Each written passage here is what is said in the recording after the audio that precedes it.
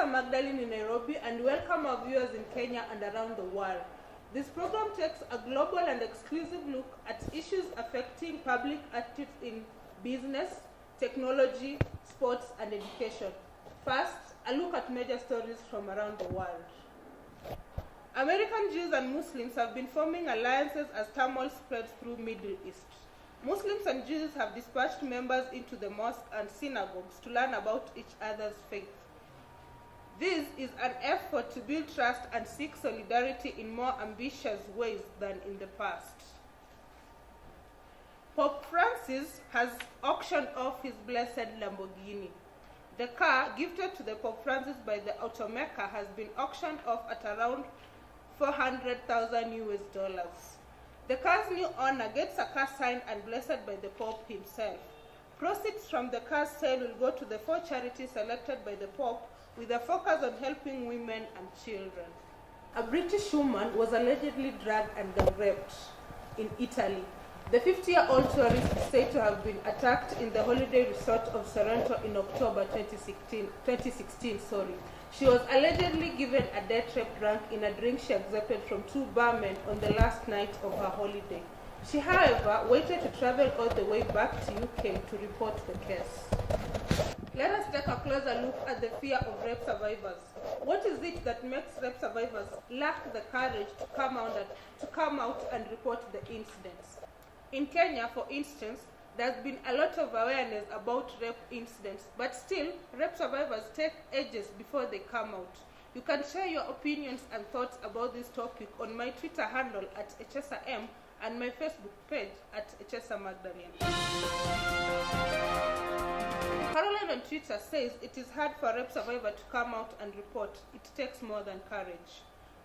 We are now joined by our correspondent Joyce with more insights on this topic of rape survivors. A British woman allegedly dragged and gang raped in Italy traveled all the way back to the UK to report the incident. It was unclear what made the woman wait for that long to report, and also what caused the delay between the sexual assault report and issuance of arrest warrants. How do I even start explaining to the police? It is so embarrassing. It is an experience I would want to bury in the past. Several Kenyan women have recently come out alleging to have been raped by the East Africa's largest referral, Kenyatta National Hospital staff. I'm a rape survivor because my parents helped me, and I also thank God for my family who stood with me during that time. And I know it's not easy for any rape survivor to come out and say what happened to them because it is really traumatizing. This was after one courageous victim strongly condemned the vice. Joyce, thank you so much for this story. Joyce, one of my panelists says it is our African culture that is instilling more fear on the rape survivors that is making them not come out. From your interaction with the ladies on the ground, what can you tell us? Thank you, Echesa, for that. That is very true. According to what I've seen in the interviews I've tried to hold, none of the ladies is willing to talk to me, but I did manage to get 2 of them yesterday, and what they've told me is that fear of victimization, the stigmatization, and the African culture and how ladies are viewed in it is what is preventing them from seeking help and speaking out about the situation. Thank you so much, Joyce. Denise on Facebook says, I've never went to the police to report because I was raped by a relative. Joining me to discuss this topic on rape survivors' fear are Lorraine, a very young lady passionate about ladies' issues who runs a shelter house called Tree Shelter House. We have Madam Irene Kimani, a psychologist and a student counselor at Daystar University. And lastly, we have Regina Kemboi, who is so passionate about working with ladies. Lorraine, will start with you. What makes rape survivors wait for so long before reporting? Some ladies take long before reporting a rape case because they are unaware of what they should do.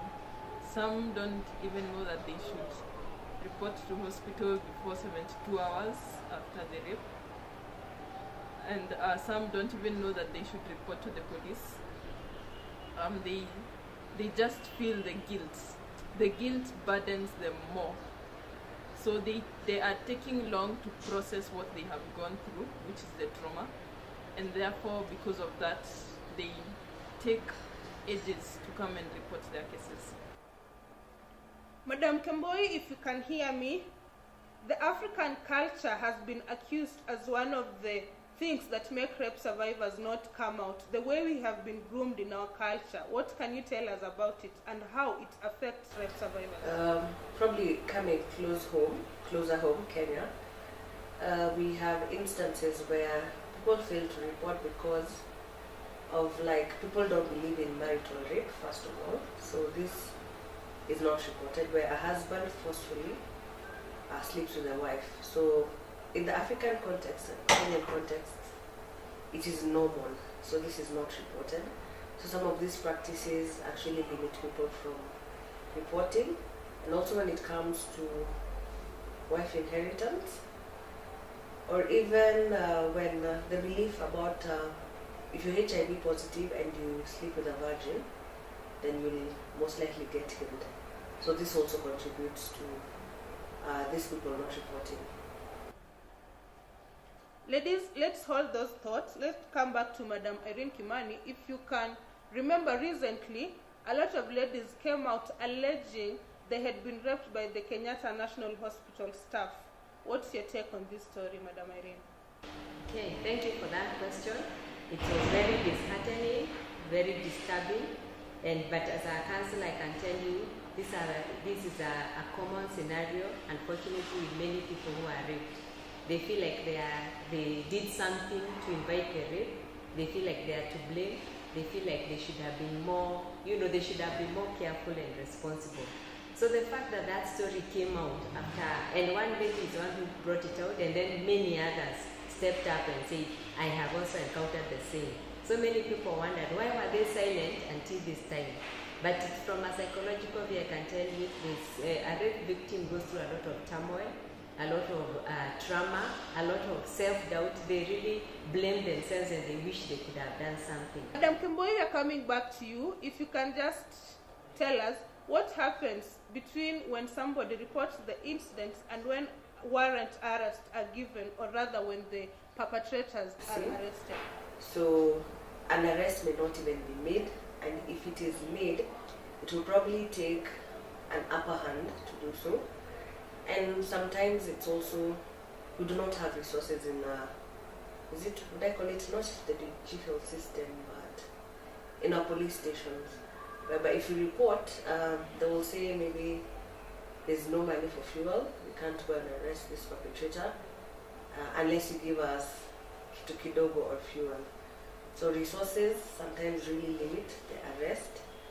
And maybe thirdly, if the evidence was messed up, if maybe there was more than one witness, the perpetrator is not readily arrested because all the witnesses' stories have to make sense or point towards someone specific. Let's go back to Lorraine, and I'll just ask, now that you deal with a lot of ladies who have gone through such incidents, from their sharings, what would you say will be the reason? Like, who will you blame for this fear in rape survivors, considering there's been a lot of awareness in Kenya about when rape happens, where you can go, who you can talk to, what to do, what not to do, but still people don't come out. So who is to be blamed? Mostly I would blame the society, because it comes with a lot of stigma in itself. So the stigma that accompanies rape tends to be the same. People view them as people who are sexually immoral or illicit. For example, ladies would be viewed as prostitutes. You are dressed this way, that is why you are raped. People attribute it to other things other than looking at them as a victim of circumstance. Madam Irene, kindly finish the discussion for us just by an advice to rape survivors. So what we want to encourage people out there, that if such a thing ever happens to you, just speak out, seek for help. First of all, you need medical care and medical attention immediately, and you also need to make sure that those culprits, the ones who did it, will get away with it, because the more they get away with it, the more they do it to other people. Thank you very much.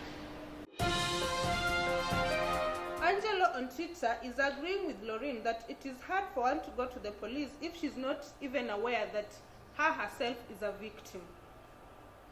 That is a thought I tend to agree with, because most ladies, especially in our African society, blame themselves for when such an incident happens to them. They're not aware that they're victims and they need to seek justice. Justice that needs to be sought immediately when this happens. More effort should be put in to reach especially those ladies in grassroots areas, especially those who are raped by their relatives, by their fathers, by their stepfathers, and even by their brothers. They need to know that they're victims and they need to seek justice. Thank you for watching us. You can continue this conversation and conversation on other topics that you have covered. Be sure to join us next time. God bless.